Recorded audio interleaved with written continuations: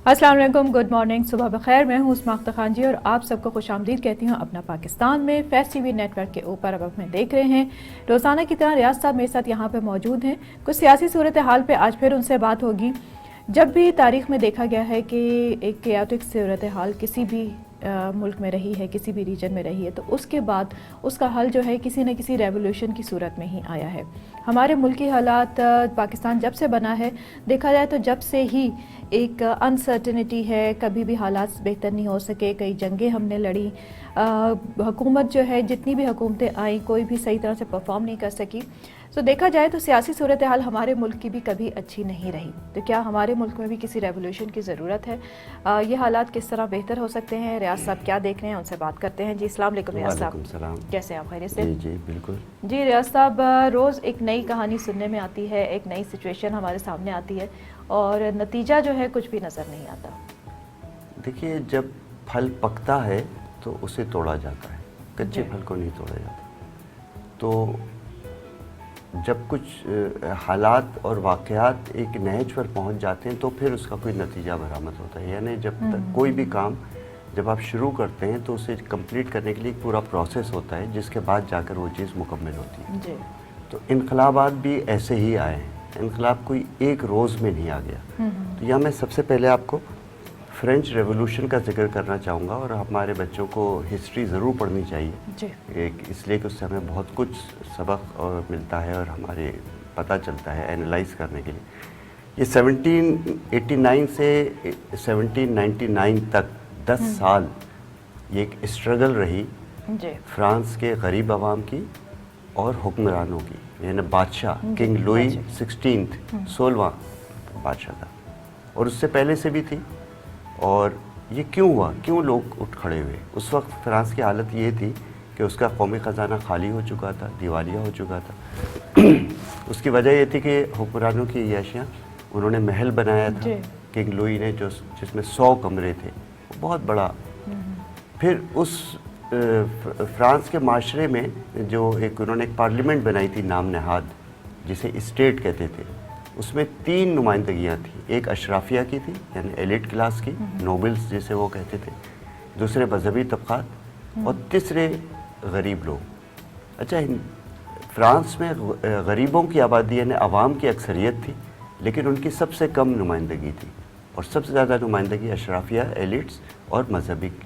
तो नतीजा ये था वो जो स्टेट थी बनी हुई नाम नहाद, उसमें आवाम के लिए कुछ भी नहीं होता था। वो अपने लिए मुराद और सहूलत थे। और वो क्या करते थे, बादशाह ने क्या किया कि जब जंगों के नतीजे में उनका ख़जाना खाली हुआ तो वो गरीब किसानों पर टैक्स लगाते थे, बढ़ाते चले जाते थे। फिर अपनी फ़ौज को मजबूत करने किसानों के जो नौजवान, यानी जो गांव के देहातों के नौजवान बच्चे थे जो खेती बाड़ी से वाबस्ता थे, उनको 2 साल के लिए जबरी तौर पर फ़ौज में ले आते थे। अच्छा। तो वहाँ उसके नतीजे में क़हत की सूरत हाल भी पैदा हुई। तो जितनी मुराद थी वो उमरा के लिए थी, और जितनी सख्तियाँ थी गरीबों के लिए। ये सहते रहे, वो लोग सहते रहे सालों सहा उन्होंने। उससे बहुत पहले से, तकरीबन कहा जाता है 500 साल पहले से शुरू हो गया था। ऐसे में रूसो और वॉल्टेयर 2 सोशोलॉजिस्ट थे, थिंकर्स, फिलोसोफर्स। उन्होंने लोगों को गाइडलाइंस दी, अपनी तहरीरों के ज़रिए बताया कि उनके हुकूक क्या हैं और कैसा माशरा होना चाहिए, सोशल कॉन्ट्रैक्ट। सही। और वो पका। इस पूरे अरसे में लोग जहनी तौर पर तैयार हुए। जब तक लोग जहनी तौर पर तैयार नहीं होंगे, इनकलाब कभी नहीं आएगा। और उसके नतीजे में 1789 से और 1799 तक वो पूरा एक इनकलाब का अमल शुरू हुआ। और आप देखिए, अवाम खड़े हो गए और बहुत बड़ी सिविल वॉर हुई, बहुत लाखों लोग मारे गए। और वो जो बादशाह था किंग लुई, उसको तो गिलोटिन के हवाले किया गया, अवाम ने पकड़ के उसको गिलोटिन के हवाले किया। और ये एक ऐसा रेवोल्यूशन था जिसने पूरा सियासी मंजरनामा बदल दिया, और सैकड़ों साल पुरानी जो बादशाहत की तारीख़ थी उसको ख़त्म कर दिया। और फिर वो वहाँ एक जमहूरियत का सिस्टम आया, जो आज आप देखिए फ्रांस कहाँ खड़ा है। इसी तरह से आप आइए बोल्शेविक इनकलाब, जिसे हम रूसी इनकलाब कहते हैं, वहाँ भी यही था। रूसी ज़ौर कहलाते थे वहाँ के बादशाह। ज़ौर के दौर में रूस की हालत बिल्कुल ख़त्म थी, गरीब आवाम पिस रहे थे हर तरफ। ऐसे में एक नए फ़िक्र लेकर लेनिन और मार्क्सिज्म आया, और उसके नतीजे में इनकलाब आया और फिर इनकलाब आया, रूस की मजबूत होने की बुनियाद पड़ी। जी। फिर और आ गया ये तो चाइना में यही हुआ, फिर हालिया तारीख में देखिए तो ईरान में यही हुआ। ईरान में भी ये था, शाह के दौर में 50 साल से ज़्यादा हुकूमत थी बादशाहत की, सिर्फ पहलवी हुकूमत थी, वरना तो बहुत पुरानी तारीख है, सदियों। वहाँ भी यही था, अशराफिया को नवाजते थे रॉयल फैमिलीज और रॉयल लोग जो थे। सिर्फ तेहरान जो था ईरान नहीं था, देहात भी ईरान थे, वहाँ के लोगों की हालत कुछ और थी और तेहरान के अशराफिया की हालत कुछ और थी। तुर्की में भी यही हुआ, 400 साल तक खिलाफत उस्मानिया रही 3 कॉन्टिनेंट्स में, लेकिन वहाँ भी अतातुर्क खड़ा हुआ, उसने अवाम को सोच दी और फिर उसने तुर्की को बदला। रज़ा शाह ने पहले ईरान को बदला, मॉडर्न किया, फिर जब वो उनका दौर जुल्म और जबर में बदल गया और अशराफिया को नवाजने वाला बना तो खुमैनी पैदा हुआ वहाँ और वहाँ इनकलाब आया। अब अगर आप पाकिस्तान में देखें तो बिल्कुल सेम सूरत हाल है। यहाँ अशराफिया हाकिम है और 98% आवाम जो है। और मैं एक बात बताऊं आपको, हम अक्सर बहुत सारे तासुबात के हवाले से देखते हैं, मसलन कराची का रोना रोते हैं, कराची में गुर्बत हो गई, लोग कचरा है। आप ज़रा सिंध के इंटीरियर में तो जाइए, पंजाब के इंटीरियर में जाइए, यानी गरीब जो है चारों सूबों में उसकी एक ही हालत है। कोई एक सूबा भी नहीं है कि आप कहें कि वहाँ के हालात हम ये नहीं कह सकते कि कराची के हालात ख़राब है, अंदर बहुत अच्छा है, या पंजाब के सब जगह गरीबों के हालात एक ही जगह हैं और सब जगह गरीब सफ़र कर रहे हैं। आज हम कहते हैं महंगाई है, लोग खाना पीना मुश्किल हो रहा है, लेकिन आप जाके रेस्टोरेंट्स तो देखिए, बड़े शॉपिंग मॉल्स तो देखिए, हमारे डिफेंस क्लिफ्टन के भरे हुए लोगों से, करोड़ों की गाड़ियाँ इंपोर्ट हो रही हैं, वो और आता जा रहा है, यही अशराफिया है। करोड़ों की गाड़ियाँ खरीद रहे हैं और एक आदमी के पास एक दिन खाने के 100 रुपये भी नहीं है। तो ये किस वजह से? ये इस करप्ट निज़ाम की वजह से। गला सड़ा, जबकि मुल्क बना ही गरीबों के लिए था, इसी बात पे बना था कि मुल्क गरीबों के लिए बन रहा है, उनके हकूक़ के लिए बन रहा है, लेकिन उनके हालात तो वही हैं। अगर आप देखें कि जो गरीब पाकिस्तान बनने से पहले जिन हालात में था, उन्हीं हालात में आज भी रह रहे हैं। देखिए, लेकिन एक अच्छी बात यह है कि अवाम की कम अज़ कम रहनुमाई करने या सोच देने के लिए लोग आगे आ रहे हैं मुस्तकिल। मसलन अब मैं आपको एक हवाला दूँ हबीब जालिब का, हमारे बहुत बड़ा इनकलाबी शायर, और वो इतना बहादुर इंसान था। उसके घर में बोरिया था, उन्होंने मुझे, हम एक परता दौरे पर गए थे, खाने पर भी बुलाया था, तो लिटरली जो जिसमें पहले ज़माने में वो पटसन के जूट के बैग्स होते थे, उसको काट के उन्होंने बिछाया था, हम उस पर बैठे थे। तो वो शख्स वो था जो अयूब खान के दौर में, जबकि नवाब कालाबाग गवर्नर था, लक्ष्मी चौक पर खड़े होकर जिसने कहा था कि मैं ऐसे दस्तूर को, सुबह बेनूर को मैं नहीं मानता, मैं नहीं जानता। बहादुर आदमी, और उसको पकड़ के बंद कर दिया जाता था, थोड़े दिन बाद उसको तंग आके छोड़ देते थे, फिर आकर वो लक्ष्मी चौक में पड़ता था। तो एक मरतबा गवर्नर कालाबाग ने उसको बुलाया, कहा ये मुसीबत बना हुआ है, हम इसको मार भी नहीं सकते, क्या करें, गरीब आदमी है। तो उसको बुलाया गवर्नर हाउस में, उसके सामने बैठे कालाबाग, बड़ी हैबतनाक शख्सियत, रोबदार, कहा कि तुम ये क्या कर रहे हो, तुम्हारे हालात क्या हैं, तुम्हें जो चाहिए बोलो हम देते हैं, अब ये ख़त्म करो, इससे तो तुम्हारा पेट नहीं भरेगा। तो बजाय जवाब देने के हबीब जालिब मुड़कर वापस जाने लगे। कहने कहाँ जा रहे हो? कहने कि जहाँ से आप लोग मुझे लेकर आए कैद खाने से, मैं वहीं जा रहा हूँ। ऐसे भी लोग थे। उसने भुट्टो साहब को सपोर्ट भी किया, लेकिन भुट्टो साहब के अहद में जब जिस बात से वो नाखुश थे, उन्होंने उनके खिलाफ कहा कि लाड़काने चलो वरना थाने चलो। ज़ियाउल हक़ जैसे आमिर के ज़माने में उसने कहा कि जुल्मत को ज़िया, सरसर को सबा, करगस को खुदा क्या कहना। उसने ज़ियाउल हक़ को चैलेंज किया, लेकिन क्या हुआ, इस कौम ने क्या किया?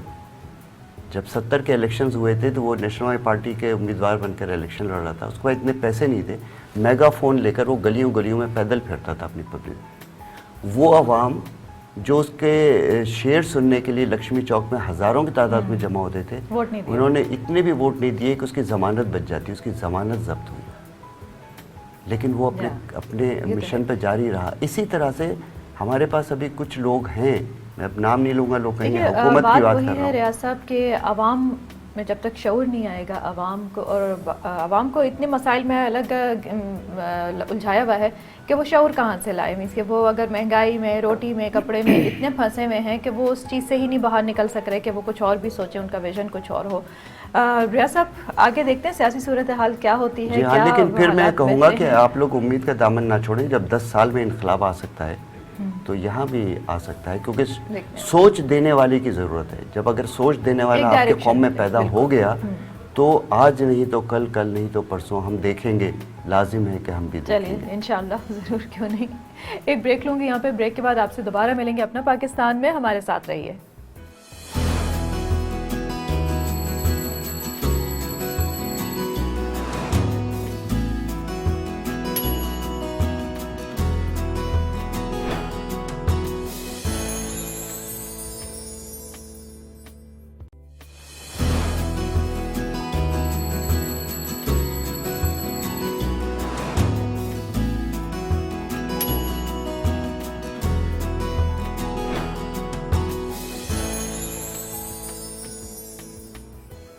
Welcome back. आप देख रहे हैं अपना पाकिस्तान। मैं हूं उस्मा और इस वक्त मेरे साथ मौजूद है बहुत ही टैलेंटेड आर्टिस्ट सैयद अहमद हसन।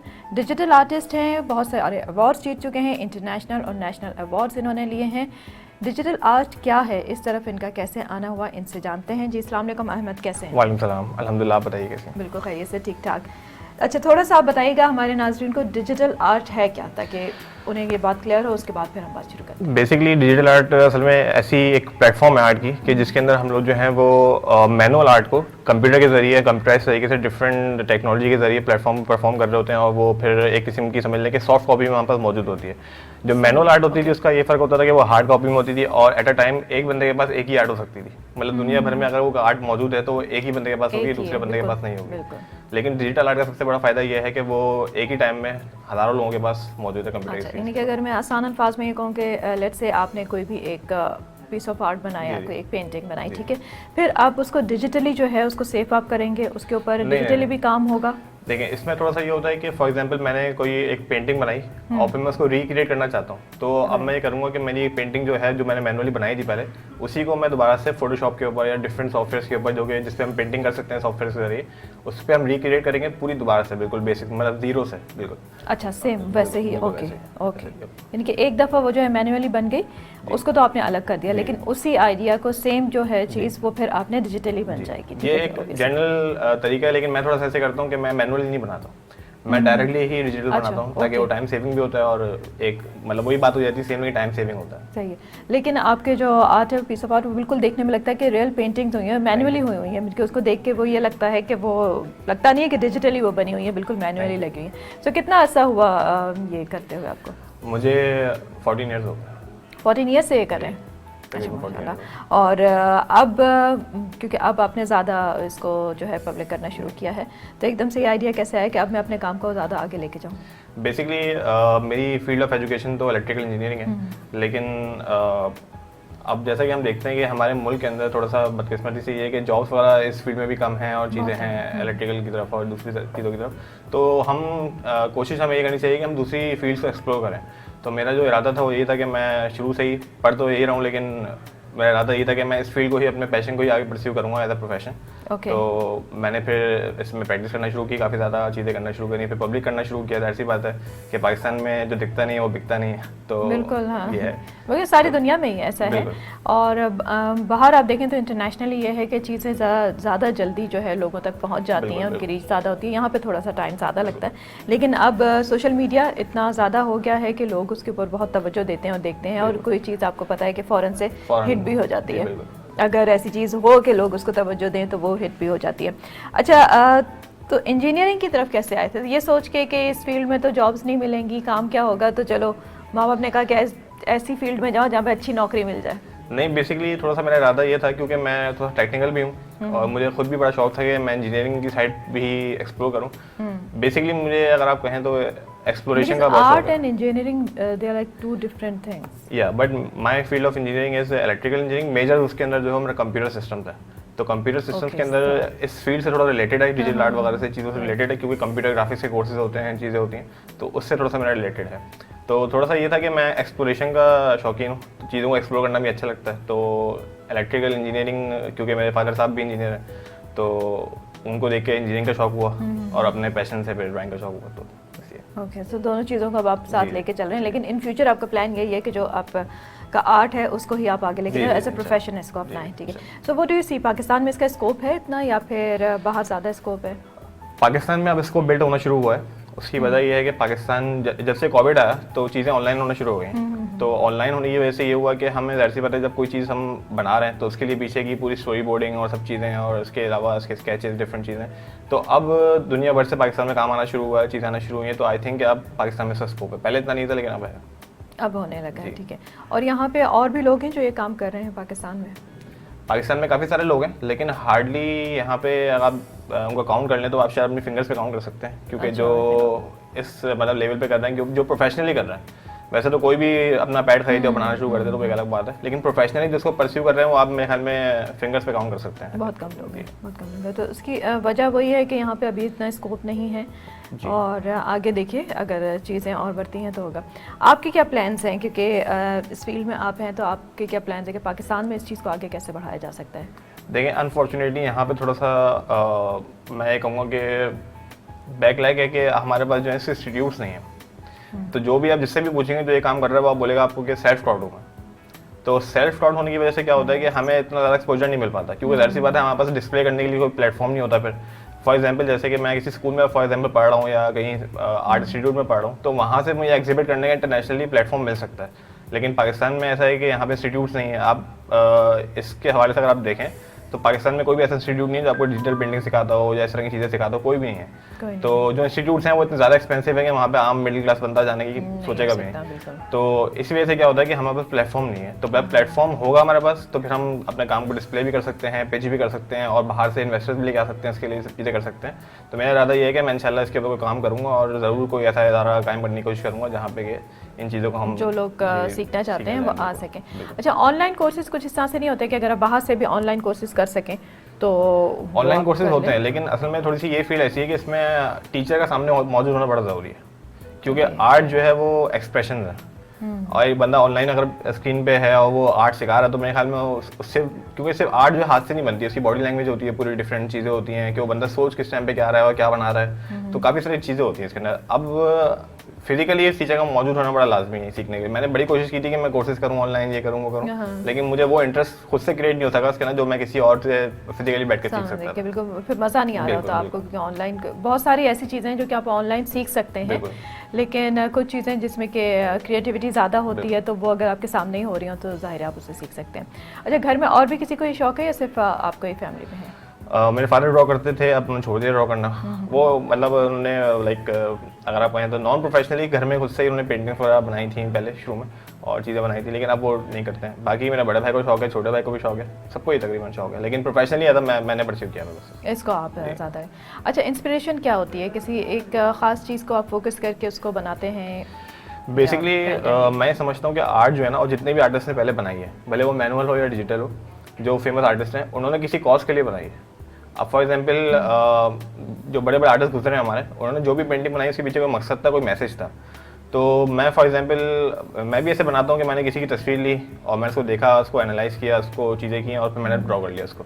तो ये एक कॉस्टलेस आर्ट होती है, मतलब इसके पीछे कोई मकसद नहीं है, बस ये ऐसे ही बना दी। लेकिन मेरा मकसद ज़्यादातर ये होता है कि कोई ऐसा मैसेज मिले इससे कि जिसके ज़रिए लोगों की कोई इस्लाह हो सके या कोई ऐसा मैसेज जा सके। जैसे मैंने अभी रिसेंटली आर्ट बनाई थी एम्बुलेंस के हवाले से कि क्रिकेट मैचेस हमारे हो रहे हैं और एम्बुलेंस जो है वो स्टक हुई हुई है ट्रैफिक जाम के अंदर, और लोग जो है वो बड़े से परेशानी में बैठे हुए हैं। तो इससे मैसेज मिलता है कि भाई ये क्रिकेट तो हो लेकिन एम्बुलेंसेस को रास्ता मिले, चीज़ें मिले, ताकि लोग आसानी से अपने परेशानी ना हो। तो आर्ट के पीछे कोई ना कोई मैसेज होना चाहिए, मेरा मकसद ये होता है ज़्यादातर। बिल्कुल सही कि जो देखने वाला है उससे कुछ सीख भी सके। बिल्कुल। अच्छा, जो अवार्ड्स आपने लिए, इंटरनेशनल अवार्ड्स भी आपने लिए हैं, उसके बारे में कुछ बताइएगा। 2017 के अंदर मैंने all Asia inter university competition जीता था, पाकिस्तान को रिप्रेजेंट किया था, अपनी यूनिवर्सिटी को रिप्रेजेंट किया था, वो मैंने इंटरनेशनल लेवल पे जीता था। फिर ऑल ओवर द वर्ल्ड एक कॉन्सेप्ट कॉम्पिटिशन होता है, उसमें आई थिंक के अराउंड 11 ईयर्स पहले मैंने all over the world 23rd position ली थी पाकिस्तान से, 23rd। उसमें टॉप 50 के प्राइस थे, तो मैं 23rd उसमें आया था ऑल ओवर द वर्ल्ड। तो दोबारा फिर उसमें आपने पार्टिसिपेट नहीं किया? उसमें एज लिमिट होती है असल में, अच्छा, वो एज लिमिट तक होता है। तो स्कूल के जरिए हमारे पार्टिसिपेशन हुई थी, तो पार्टिसिपेट करने के बाद मैंने उसमें विन किया था। इसके अलावा नेशनल लेवल पे काफ़ी सारे अवार्ड्स विन किए हैं, डिफरेंट यूनिवर्सिटीज़ में, डिफरेंट प्लेटफॉर्म पे, डिफरेंट जगहों पे। इंटरनेशनली 2 अवार्ड्स मेरे पास हैं। अच्छा, शुरू से डिजिटल आर्ट की तरफ ही हैं आप या फिर नहीं, पहले मैं मैनुअल करते थे, ठीक है। और डिजिटल में कितने साल हुए, कितने अरसा हुआ? डिजिटल में मुझे तकरीबन 7 साल हो गए। 7 साल से आप ये काम कर रहे हैं। वो ये कि सेल्फ टॉट ही हैं, पहले आपने खुद ही किया, क्योंकि यहाँ पे अभी तो कोई इंस्टीट्यूट है नहीं था। जी, डिजिटल के तो बिल्कुल भी नहीं है। जो इंस्टीट्यूट है वो मैनुअल के हैं, वो भी इतने एक्सपेंसिव है कि कोई नॉर्मल मिडिल क्लास नहीं जाना वहाँ पे, सोच भी नहीं सकता कि वहाँ पे एडमिशन ले। 2-2 लाख रुपए वहाँ की फीस है सेमेस्टर की, 3-3 लाख रुपए, तो बहुत मुश्किल है। वही ऑब्वियसली, क्योंकि यहाँ पे वही कि हुकूमत की सतह पे तो इस तरह के इंस्टीट्यूट्स बहुत कम है, बहुत ही कम है। पूरे पाकिस्तान में देखा जाए प्राइवेट इदारे हैं, तो प्राइवेट इदारे फिर वो ज़ाहिर है उनकी अपनी फीसेस होती हैं, फिर वो सीधा सिखाते हैं। जो लोग अफोर्ड कर सकते हैं दे कैन गो। लेकिन आप जैसे लोग, क्योंकि मेरे शो में काफ़ी लोग आते हैं इस तरह से जो कि सेल्फ टॉट हैं और ख़ुद से काम कर रहे हैं, तो उनको मैं यही कहती हूँ कि आपने जो स्ट्रगल करके आप लोग आगे बढ़े हैं, तो कुछ ऐसा ज़रूर कीजिए कि आपके पीछे आने वाले जो लोग हैं उनके लिए रास्ते आसान हो, क्योंकि उन्हें नहीं भूलें आप कि हमारे पीछे और लोग आ रहे हैं, हमने एक चीज़ शुरू तो की है, तो उनके लिए रास्तों को आसान करें। कोई ऐसे इंस्टीट्यूट्स बनाएं, कुछ ऐसे कहें कि शॉर्ट कोर्सेज ही बेशक लोगों को कराना आप शुरू कर दें। मेरा इरादा बिल्कुल यही है कि मैंने अभी अरीना में भी क्लासेस कराना शुरू की थी। अच्छा। मैंने अपने पर्सनल बेसिस के ऊपर वहाँ पे मैंने क्लासेस कराना शुरू की थी, लेकिन मेरे कोविड आ गया, तो उसी वजह से मैंने फिर स्किप कर दी। मेरा पूरा इरादा यही है और मैं करवाता भी हूँ। तो अगर लाइक आपके चैनल के थ्रू किसी को अगर मैसेज मिल रहा हो, कोई सीखना चाहे, तो मुझसे कॉन्टैक्ट कर सकते हैं। आप अपने पेज का भी बता दीजिए ताकि लोग फिर आपको वो उस पर कॉन्टैक्ट करें। अहमद आर्ट्स के नाम पे मेरा पेज है फेसबुक के ऊपर, इसी तरीके से अहमद आर्ट्स के नाम से मेरा इंस्टाग्राम पे भी पेज है, आप वहाँ पे मुझसे कॉन्टैक्ट कर सकते हैं। कोई एज लिमिट है कि किस एज से लोग आए आपको कॉन्टैक्ट? नहीं, एज लिमिट कोई नहीं होती आर्ट के अंदर। अब बेसिकली मेरी एक स्टूडेंट थी, वो अभी मेरी स्टूडेंट है, वो मैं कब पढ़ाने जाता हूँ, आर्ट ही सिखाता हूँ उनको। और उनकी एज, उनकी असल में समझ लें कि उनकी नवासी मेरे साथ खेल रही होती है छोटी सी। तो वो इतनी ज़्यादा उनकी एज है, तो उसमें कोई इतनी एज लिमिट नहीं। इसी तरह से मेरी एक स्टूडेंट है, वो बहुत छोटी है और लेकिन उसकी ड्राइंग बहुत अच्छी है, एक नेचुरल टैलेंट है उसके अंदर। तो एज लिमिट कोई नहीं है। ये ऐसी फील्ड है कि जिसमें सीखने वाला किसी भी एज का हो सकता है, कोई इसमें कैद नहीं है। और वैसे भी जब भी आपने अगर ज़िंदगी में आप कुछ भी करना चाहते हैं तो उसके लिए कोई एज की लिमिट नहीं होती, किसी भी टाइम आप कर सकते हैं। क्योंकि हमारे यहाँ अहमद ये भी है कि बहुत से लोग ये समझते हैं कि अब तो हमारी उम्र इतनी हो गई, अब हमने क्या करना है। बिल्कुल, असल में पाकिस्तान में 35 साल से 40 साल से हम ऊपर निकल गए, इतना हो गया, तो अब ज़िंदगी ख़त्म होगी, अब हमने सिर्फ जो ना आखिरी वक्त का इंतजार करना है। लोगों का कॉन्सेप्ट ये है। असल में पाकिस्तान में ऐसा कॉन्सेप्ट है, लेकिन दुनिया भर में अगर आप देखें तो वो इस एज में ही जाके ऐसी चीज़ें एक्सप्लोर करना शुरू करते हैं जो उनका जो मतलब एक समझ ले कि ओल्ड एज होती है वो अच्छी गुजर सके। कुछ ऐसी एक्टिविटीज़ वो अपने अंदर एक्सप्लोर करते हैं, चीज़ें करते हैं ताकि उनका जो टाइम है वो अच्छा स्पेंड हो सके।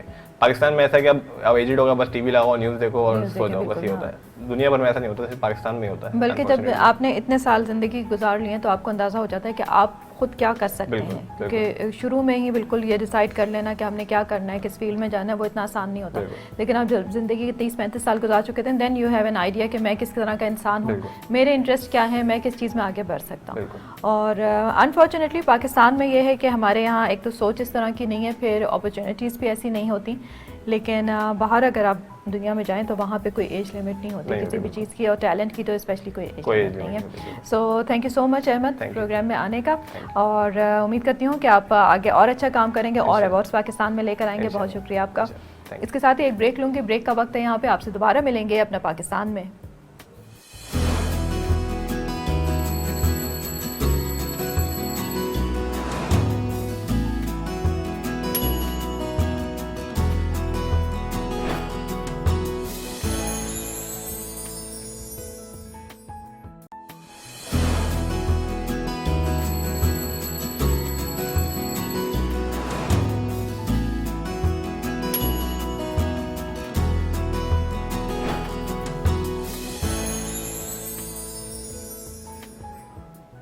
Welcome back. आप देख रहे हैं अपना पाकिस्तान, मैं हूं उस्मा, और इस वक्त स्टूडियो में मेरे साथ मौजूद हैं ईशा इसहाक।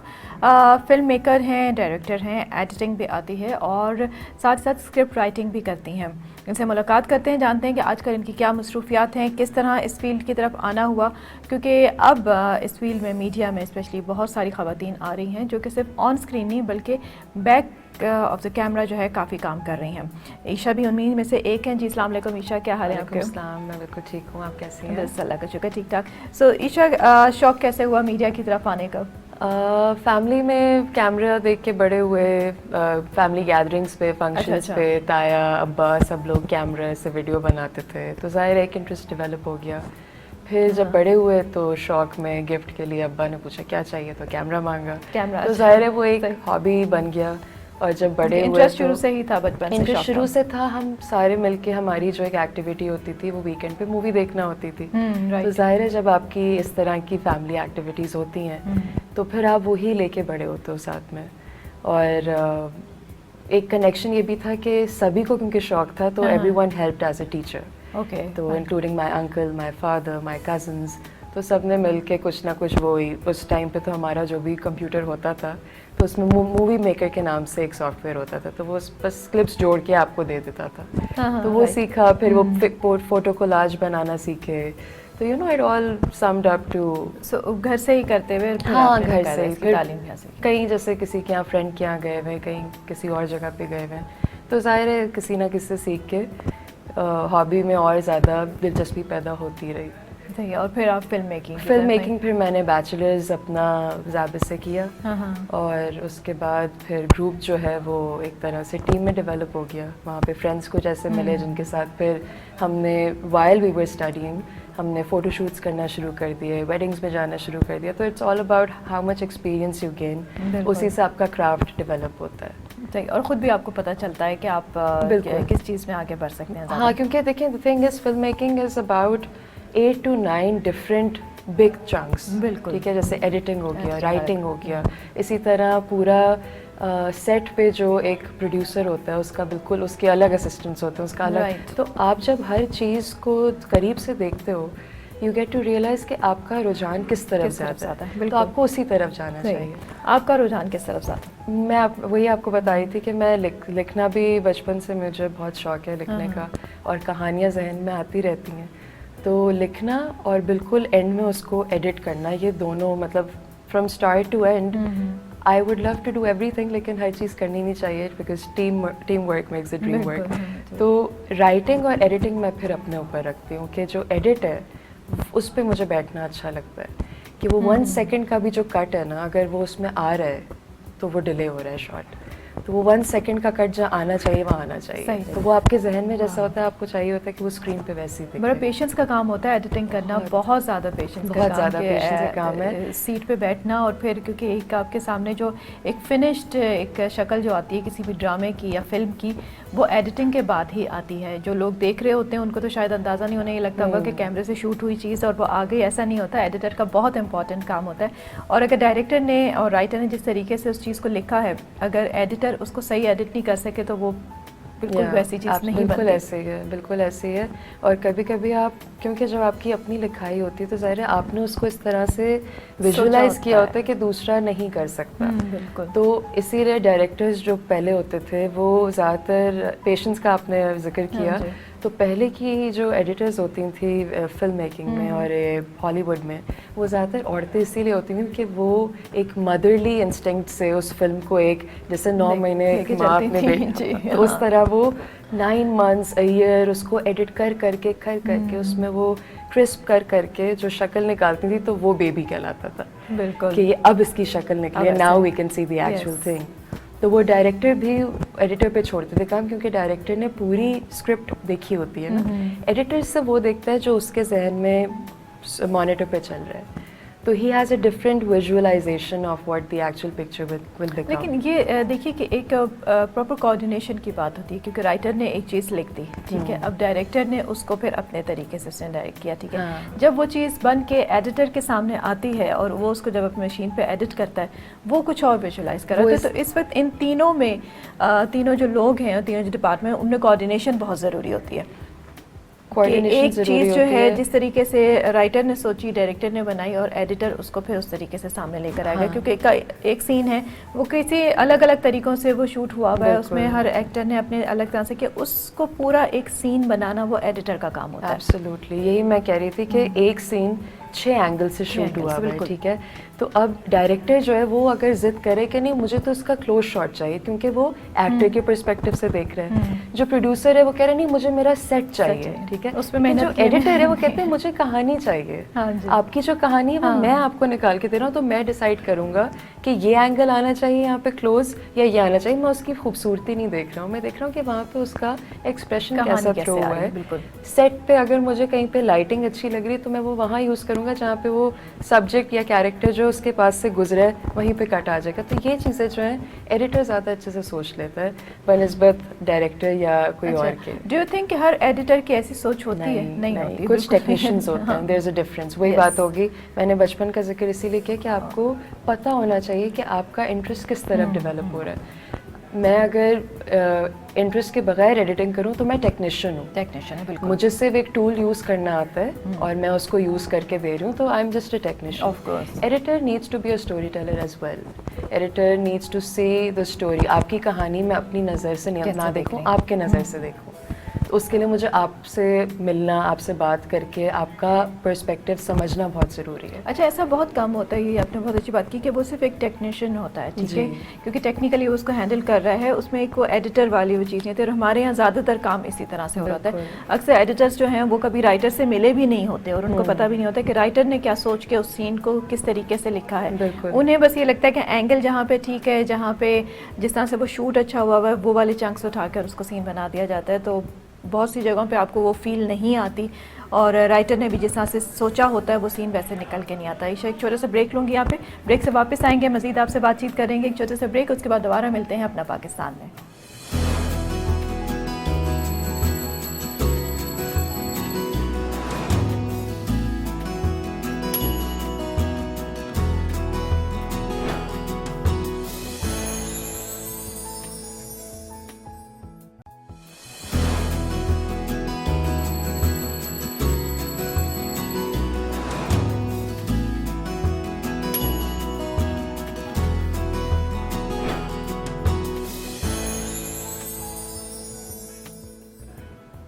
वेलकम बैक, आप देख रहे हैं अपना पाकिस्तान। मैं हूं उस्मा और ईशा मेरे साथ यहाँ पे मौजूद हैं। फिल्म मेकर हैं, डायरेक्टर हैं, एडिटर हैं। एडिटिंग के ऊपर हम इनसे बात कर रहे थे।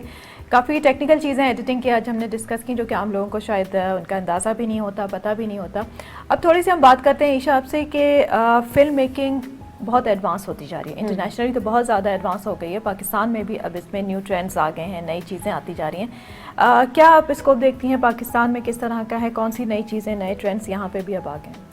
मैं इतना ज़्यादा फॉलो करती नहीं हूँ, लेकिन मुझे ऐसा लगता है कि जब से ये नया ट्रेंड आया शॉर्ट फिल्म्स का और वेब सीरीज़ का, जिसमें 5 मिनट से लेकर 7 मिनट या 12 मिनट की भी एपिसोड को एक अच्छी एपिसोड काउंट करते हैं। जी हाँ, बिल्कुल। तो बहुत सारे यंग फिल्म मेकर्स को या यंग ऐसे नौजवानों को जिनको पैशन प्रोजेक्ट के तौर पे भी चीज़ें करनी है, उनके लिए आसानी हो गई है फिल्म मेकिंग की तरफ आना। पहले ये होता था कि आपको किसी बड़ी कंपनी के पास जाना है फंड्स कलेक्ट करने के लिए, कैमरा, लेंस, रेंट, फलाना ढमकाना। हाँ, अब ये हो गया कि आपने ये फ़ोन, आपका फ़ोन इतना स्मार्ट हो गया है कि आपने 4K या 1080 जिस पे भी आपको शूट करना है, आपने वो शूट करके लेंस लगा के खुद ही एडिट करके अपलोड कर दी यूट्यूब पे। बिल्कुल, आपकी ऑडियंस पूरी दुनिया है, ठीक है, तो आप करने वाले बने बस। अब ये आसानी हो गई है। 10 साल पहले जो है वो दिखा सकते हैं, शोकेस योर टैलेंट। और कुछ टीचर्स इतने अच्छे होते हैं, जैसे मेरी कॉलेज लाइफ में मेरे 2-3 टीचर्स मेरे फेवरेट इसलिए बने थे कि वो आउटसाइड द क्लास ब्रेक में जितना सिखाते थे उतना क्लास में शायद वो नहीं, क्योंकि क्लास में सिलेबस होता था, ब्रेक में उनका अपना एक्सपीरियंस बोलता था। हम चाय पे बैठते थे और हम कहते सर प्लीज़ ये बताएं वो साइड पे आप क्या कर रहे थे, वो क्या था। तो जो आप उनकी बातों से सीखते हो वो ज़ाहिर टेक्स्ट बुक से आप नहीं सीख पाते। हाँ, तो the teachers are really helpful now, क्योंकि वो इसी फील्ड के हैं, वो सिर्फ पढ़ावा नहीं है उन्होंने। तो आई थिंक वो बहुत बड़ी सोर्स ऑफ इंकरेजमेंट भी बन सकते हैं और आपका ब्रेकिंग पॉइंट भी। या तो वो आपको बिल्कुल शैटर कर देंगे कि तुम नहीं कर सकते, या वो आपको इनकरेज करते हैं। अगर वो आपको इनकरेज कर रहे हैं तो फिर you don't need anyone else. Of course, if you are a good teacher तो आप फिर मैं आज तक कोई फिल्म का अगर पोस्टर बना रही होती हूँ या कोई चीज़ लिख रही होती हूँ तो मेरे जहन में अपने किसी टीचर की आवाज़ आ रही होती है कि इसको ऐसे कर ले, इसको ऐसे कर ले, ये देखिए ऐसे होगा। तो वो जो उनकी आवाज़ है ना, दैट इज़ द इनकरेजमेंट वाला एंगल। और मुझे लगता है कि टीचर्स को ये क्रेडिट हम बहुत कम देते हैं। आई थिंक वो जो आप में स्टैमिना लाते हैं। टीचर्स मिलना भी ईशा बहुत एक किस्मत की बात होती है कि आपको अगर अच्छे टीचर्स मिल गए हैं, स्पेशली उस सब्जेक्ट से, उस फील्ड से रिलेटेड जिसमें कि आपका इंटरेस्ट है, और आपको कोई ऐसा टीचर भी मिल जाए जो आपके उस टैलेंट को, उस इंटरेस्ट को और इन्हांस कर सके, तो ये भी बहुत बड़ी बात होती है। अच्छा, थोड़ा सा बताइएगा कि आपने जो मूवीज़, आपने एक मूवी थी पिंकी में इम्सास, उसमें भी आपने जो है असिस्टेंट डायरेक्टर थे। I have seen that movie और मुझे पर्सनली मुझे बहुत पसंद आई थी वो फिल्म, और उसको ये कि इतनी ज़्यादा पजीराई वैसे नहीं मिल सकी, लेकिन कॉन्सेप्ट बहुत अच्छा था, मूवी बहुत अच्छी थी। तो कैसा एक्सपीरियंस रहा था आपका, और उसके बाद से फिर आप अब और क्या कर रहे हैं? जी, बहुत अच्छा एक्सपीरियंस रहा था। एक्चुअली उस टाइम पे मैं इस्लामाबाद में ही थी, तो लकीली उनका एक स्पेल इस्लामाबाद में था, बाकी दुबई में शूट था। तो जो इस्लामाबाद वाला स्पेल था, तो my friend was also part of this film. She approach me और उसने कहा कि आप अगर ऑन बोर्ड आना चाह रही हो एज असिस्टेंट तो आ जाओ। तो वहाँ लोकेशन एक तो बहुत प्यारी थी, आपने देखा ही होगा जो इस्लामाबाद की लोकेशन दिखाई हैं। फिर क्योंकि मैं 3 साल से इस्लामाबाद में रह रही थी, तो मुझे बहुत लोकेशंस वैसे ही पता चल गई थी ना, बनी गाला के अंदर, लेक के पास, रावल लेक हो गई। तो I was basically taking care of the locations in Islamabad, and it was such a good experience because वो दिसंबर का महीना था और मौसम उस वक्त बहुत अच्छा होता है। हम सुबह को शायला दत्ता में शूट कर रहे हैं, शाम को मैं फेट में आ रहे हैं, फिर हम कहीं पे खाना खा रहे हैं, तो वेकेशन भी मोड ऑन था और साथ में काम भी चल रहा था। तो एक्सपीरियंस बहुत अच्छा रहा, और वो टीम दुबई की थी, तो जाहिर है वो बहुत अच्छा प्रोफेशनल काम कर रहे थे। They knew their work and craft well. तो ये भी बहुत किस्मत की बात होती है कि आपको कम उम्री में कोई अच्छा एक्सपीरियंस दिख जाए जहाँ पे आप कहें यार इससे नीचे, इस कैलिबर से नीचे मैंने काम नहीं करना। बिल्कुल, क्योंकि मुझे अगर इनकी लेवल पे आना है तो मुझे इसी लेवल की मेहनत करनी होगी, इसी लेवल के लोगों के आसपास रहना होगा। तो that's where I basically came back to film की तरफ, डॉक्यूमेंट्री से। उस फिल्म के बाद मैं कराची वापस आई हूँ। फिर ऑन एंड ऑफ कुछ हुआ, कुछ नहीं हुआ, because it's a slow process. Film में बिल्कुल ऐसा नहीं होता कि आपने साइन की तो बनना शुरू हो गई तो एडिट होके रिलीज हो गई। नहीं होता, हाँ बिल्कुल। तो और उसमें फिर ये है कि आपने अपने आप को मनवाना और करना, ये भी एक अलग चीज़ है बिल्कुल, क्योंकि आपको अपने काम को मनवाना पड़ता है। लेकिन अब वही चीज़ अच्छी हो गई है कि जिस तरह से कि यूट्यूब के ऊपर लोग अपनी शॉर्ट मूवीज़ बना रहे हैं, शॉर्ट फिल्म्स बना रहे हैं, वो कर रहे हैं, तो उससे उनका काम जो है लोगों को नज़र आ रहा है। आपने कुछ स्टार्ट किया है इस तरह का? मैं अब एक्चुअली एक चैनल को मैंने ज्वाइन किया है, it's a production house and we are launching their web channel. तो अभी मैं इसलिए अपना कुछ नहीं करी क्योंकि उनका कंटेंट डेवलप करना as a full time task. उसके अलावा मुझे अगर कोई अपनी कहानी किसी को सेल करनी होती है तो वो मैं मीटिंग्स ऑन एंड ऑफ करती रहती हूँ, लेकिन उसमें भी एक मीटिंग पे तो नहीं बात बनती क्योंकि ज़ाहिर है उनको कुछ चाहिए, आपको कुछ चाहिए। तो लेकिन इसमें यही कि आप लगे रहें, और मैं अभी उसी प्रोसेस का पार्ट हूँ कि मैं बस लगी हूँ कि मेरी स्टोरीज़ बस उस तरह से जिस तरह मैं देखना चाहती हूँ। Don't give up on your stories. अभी आपने क्वींस गैम्बिट शायद देखा होगा, नेटफ्लिक्स पे शो आया है। I think that's a script from the 1970s, it was a novel. और वो स्क्रीन प्ले में जब किया गया तब्दील तो उसको कोई 10-12 साल लगे नेटफ्लिक्स तक पहुँचने में। और उस वक्त भी उसको डिस्करेज किया जा रहा था कि चेस तो इस बारे में तो कोई भी नहीं देखेगा आपका शो। और अब देखें कि गूगल पे सबसे ज़्यादा सर्च जो उनकी एसईओ में आ रहा है वो चेस है, हाउ टू प्ले चेस है। कितने लोगों ने अमेज़ॉन से चेस अपने बच्चों के लिए मंगवाया। तो you no you should not give up on your scripts. तो आप उन्हीं पे लगे रहें, बेशक लोग पूछें कि हाँ भाई क्या प्रोड्यूस किया, इस साल कुछ नहीं किया लेकिन लगा हुआ हूँ मैं। That's okay. अगर आपको कॉन्फिडेंस है, अगर आपको कॉन्फिडेंस पता है कि आपका काम अच्छा है, don't divert from your story telling. ये नहीं कि अच्छा यहाँ पैसे मिल रहे हैं चलो यहाँ लग जाता हूँ, नहीं, अपनी स्क्रिप्ट्स पे कॉम्प्रोमाइज़ ना करें। तो ये वैसे काफ़ी, और इसके लिए बहुत हिम्मत चाहिए होती है क्योंकि ज़्यादातर लोग तो वही काम कर रहे होते हैं कि अच्छा ट्रेंड क्या चल रहा है, इन क्या चीज़ है, प्रोड्यूसर को किस तरह का स्क्रिप्ट चाहिए, कौन सी स्टोरी चाहिए, और अपनी स्टोरी उस तरह से चेंज भी कर देते हैं। क्योंकि अगर प्रोड्यूसर के पास जानी है फिर उसी की सुननी पड़ेगी आपको, क्योंकि उसने पैसा तो वही लगा रहा है। लेकिन कुछ लोग ऐसे भी होते हैं जो कहते हैं कि नहीं, दिस इज़ आवर प्रोजेक्ट और ये हमारी स्टोरी है, इसको हमने चेंज नहीं किया। और ये फिर वही बात होगी कि ये टेक्नीशियन का पॉइंट ऑफ व्यू नहीं है। टेक्नीशियन जाएगा, डीओपी बन जाएगा और बहुत बहुत अच्छा मेहनत करके ऊपर भी चला जाएगा, बहुत फेम कमाएगा, लेकिन स्टोरी नहीं है। वो टेक्नीशियन है, he is not a storyteller. This difference we got to know through our teachers. पहली क्लास में हमारा जो था वो उन्होंने यही कहा था कि देखो टेक्नीशियन बनना है तो मैं तुम्हें इस तरह से पढ़ाऊंगा। स्टोरी टेलर के लिए मुझे पढ़ाने की अच्छा ज़रूरत ईशा, नहीं ज़्यादातर है। लड़कियां जो हैं अगर उनका देखें तो मीडिया में ऑन स्क्रीन आने का ज़्यादा शौक होता है, जी। उसके बिहाइंड द कैमरा बहुत कम लड़कियां हैं।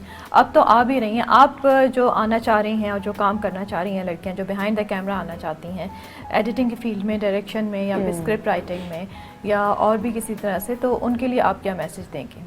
उनके लिए यही मैसेज दूंगी कि हमारे अम्मा अब्बा के लिए ना ये बहुत वल्नरेबल मोमेंट होता है जिस दिन उनकी बेटी उनसे कह दे कि मुझे इस फील्ड में जाना मीडिया है। में जाना है, yes. Not only because it's conservative या हम क्योंकि ऐसे माशरे में रहते हैं जहाँ पे इसको करियर नहीं समझा जाता। जैसे किसी से पूछा आप क्या करते हैं तो आप कहें मैं एक्टर हूँ, इसके अलावा क्या काम करते क्या हैं? करते काम हैं? क्या काम करते क्या हैं? करते तो हमसे भी कि ये तो चलो ये तो Yes. तुम शौक क्या कर हाँ रहे जी। हो। तो इसको एज ए 2021 आ गया लेकिन इसको एज ए नहीं, करियर सही कह रहे हैं। लड़कियों के लिए क्या लड़कों के लिए भी नहीं समझा जाता। आपका रिश्ता नहीं हो पाएगा अगर वो सिर्फ फिल्में बनाता है। बिल्कुल। तो अम्मा अब्बा का एंगल इसलिए इसमें ये आता है कि मैसेज उनकी तरफ से होना चाहिए कि उनको अपनी बेटियों को ये रिस्क लेने देने चाहिए अगर उनका इंटरेस्ट अगर उनका इंटरेस्ट है, क्योंकि अब हम इतना एडवांस हो गए हैं कि इसमें बहुत सारी जैसे वेब चैनल्स, इतने सारे न्यूज़ चैनल्स ऑनलाइन आ गए हैं। You just have to go and give your best. तो आप उनको करने दें, उनको ये ना उनको वो ना करें कि पछताओगी या ये होगा वो होगा। टाइमिंग्स का एक्चुअली जो इशू है, और जैसे कि एडिटिंग की आपने फील का, तो उसमें तो बहुत पेशेंस और बहुत टाइम 18 चाहिए होता है कि घंटे, आपको हाँ, पूरी पूरी non-stop, रात या। बैठ के भी जो है सीन्स को एडिट करना पड़ता है। तो हाँ, ये कुछ प्रॉब्लम्स हैं जो फेस करनी पड़ती हैं, लेकिन अगर पैशन है और शौक है तो उसके आगे फिर कोई भी प्रॉब्लम जो है वो खड़ी नहीं जा सकती। बहुत शुक्रिया ईशा आपका प्रोग्राम में आने का, Thank और you. उम्मीद करती हूँ कि अच्छे प्रोजेक्ट्स आप लेकर आएंगे। All the best for your channel. Thank you so much. बहुत शुक्रिया जी। इसके साथ ही प्रोग्राम का वक्त यहाँ पे ख़त्म होता है। आपने देखा कि किस तरह का नया टैलेंट हमारे मुल्क में मौजूद है, किस तरह की लड़कियाँ आ रही हैं, आगे बढ़ रही हैं, बहुत अच्छी बात है। और मेरी कोशिश यही होती है कि अपने प्रोग्राम में ऐसे लोगों को बुलाया जाए जो आप लोगों को इंकरेजमेंट दें, आप लोगों को आगे बढ़ने की हिम्मत दें। प्रोग्राम का वक्त यहीं पे ख़त्म होता है, मुझे इजाज़त दीजिए, लेकिन जाने से पहले आपको याद कराती जाऊँ कि फैस्ट टीवी नेटवर्क से जुड़े रहने के लिए हमें लाइक कीजिए, सब्सक्राइब कीजिए और बेल आइकन का बटन ज़रूर दबाइए, और हमें फॉलो कीजिए ट्विटर पे, इंस्टाग्राम एंड फेसबुक पे। अपना बहुत ख्याल रखिए। उस्मा को इजाज़त दीजिए। अल्लाह हाफिज़।